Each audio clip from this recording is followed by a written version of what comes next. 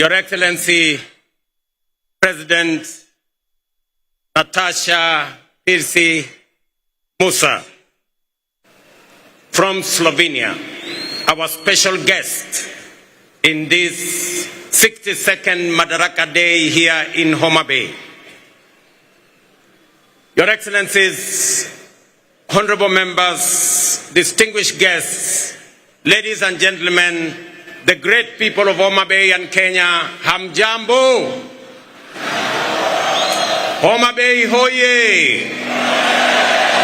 Amoso ujodurua. Jodurua untie.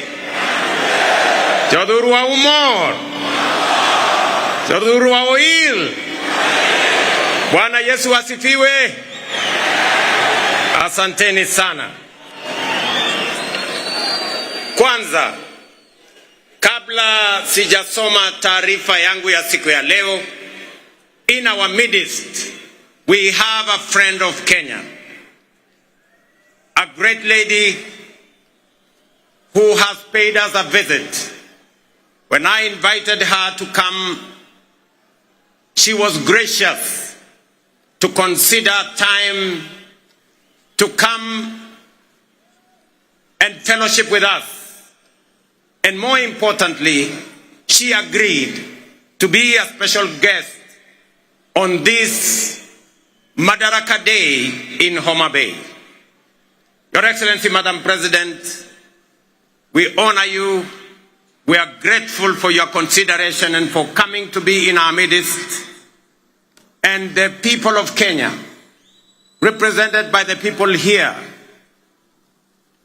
welcome you to Kenya. And as a special guest, let me allow you to make your statement. Tumkaribishe Mheshimiwa Rais na makofi jameni. Welcome, Madam President.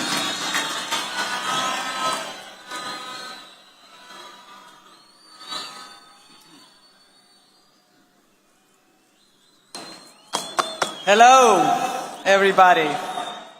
Dear Mr. President, distinguished guests, and above all, people of Kenya, I stand here before you, deeply honored by the privilege that Kenya, a proud and powerful nation of the African continent, has bestowed upon me to address the Kenyan people on behalf of the people of Slovenia.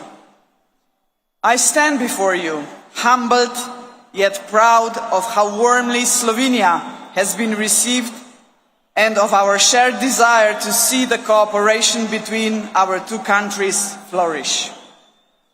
62 years ago, the Kenyan people wrote a pivotal chapter in history.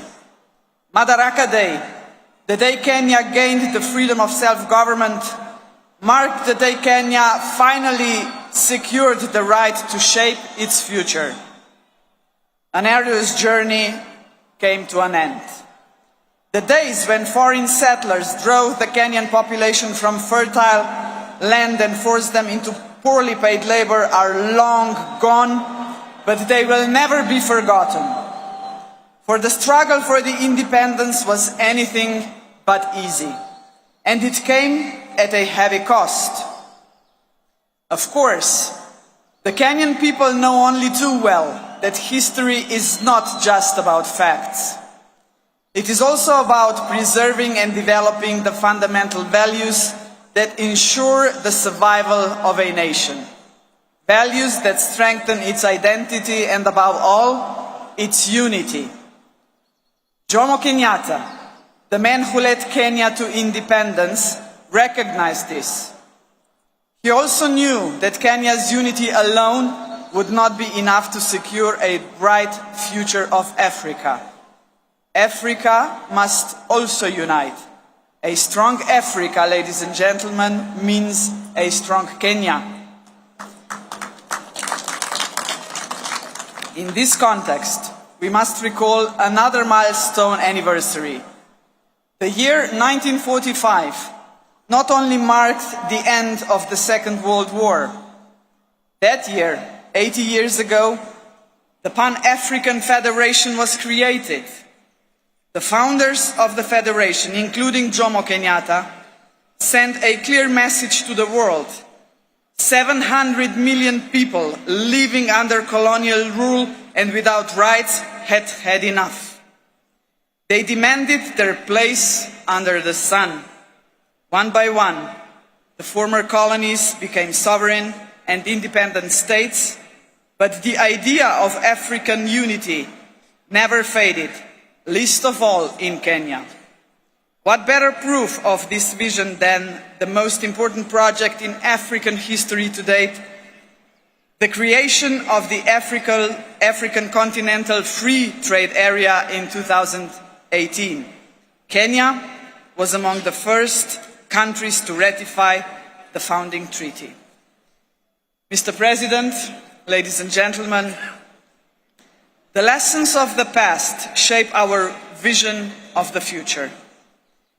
In the 1960s, the world experienced a wave of decolonization.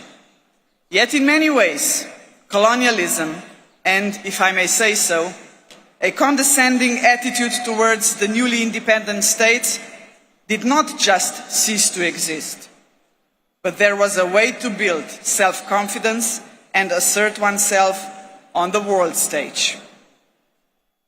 My generation, ladies and gentlemen, grew up in former Yugoslavia. We still remember the non-aligned movement of the Cold War era, a large and respected group of countries, including Kenya, that defied the interests of the superpowers and former colonial powers. That spirit of non-alignment was vital then, and it remains relevant today. We live in a world where both old and emerging powers are yet again shaping the world before our eyes. All the rest of us, the smaller countries, must not just passively observe these developments. We must ask ourselves, what about us? Are we ready to raise our voices? And Mr. President, we are ready. Both our countries are preparing for the future, and we have chosen the right path. Sustainable economic growth, protection of rich biodiversity, a strong will to keep pace with rapid scientific development, a commitment to multilateralism, to international cooperation and tackling common problems. These are the values that unite us. As you know, Slovenia is currently serving as a non-permanent member of the United Nations Security Council. Our diplomats take their role seriously and responsibly. They speak out whenever injustice is done to people all over the world, whenever innocent lives are lost. Kenya, too, brings a rich, in many ways unparalleled experience in multilateralism. The international importance of the country is reflected in the fact that several United Nations agencies are based here. Both our countries believe in multilateralism because peace, justice and prosperity should not be the privilege of some at the expense of others. We are, after all, an international community, and in a community we look out for one another. And in a community, solidarity matters. In a community, cooperation must be our goal, not selfishness. In a community, peaceful settlement of disputes, not wars, must be the norm. Only such a united community will be capable of confronting the world's most urgent challenges, such as poverty and climate change, lack of access to basic needs and social exclusion. This is why we should be proud that there are several projects in which Kenya and Slovenia are working together to support each other in tackling this kind of challenges. Dear Mr. President, dear people of Kenya, the Slovenian people celebrate Madaraka Day with you. We are a young country, but we too have our own story of struggle for independence. We celebrate with you because we are both proud and confident nations, nations that revere the past yet look firmly to the future. We must not be discouraged by the troubled world in which we live. We should look for opportunities that lead to a strong economy, scientific progress, innovation and environmental protection. Unity and determination have brought us this far. They will take us even further. As late Kenyan and African literature giant Ngugi wa Thiong'o had said in his Dreams in a Time of War, believe in yourself is more important than endless worries of what others think of you. Value yourself and others will value you. Validation is best that comes from within. Happy Madaraka Day. Asante sana.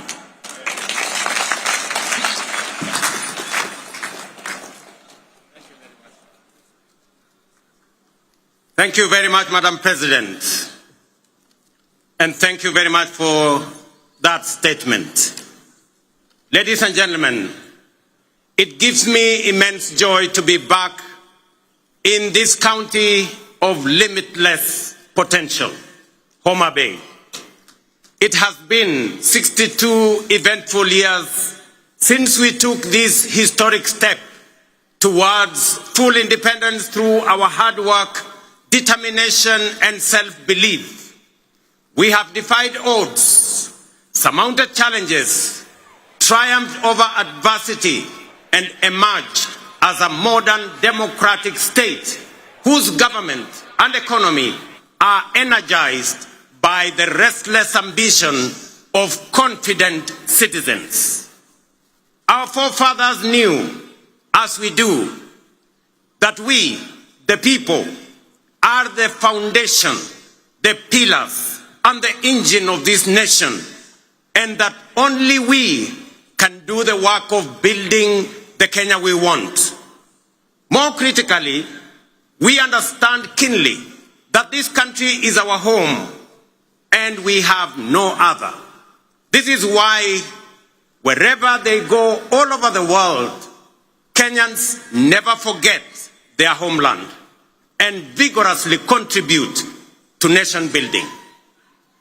We are acutely aware that although we have given a decent account of ourselves since the first Madaraka Day, we are quite far from where we ought to have reached.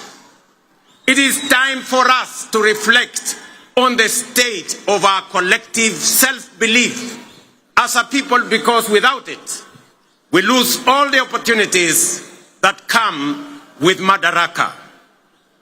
We all know that Kenya is not short of imaginative strategies and bold visions. In fact,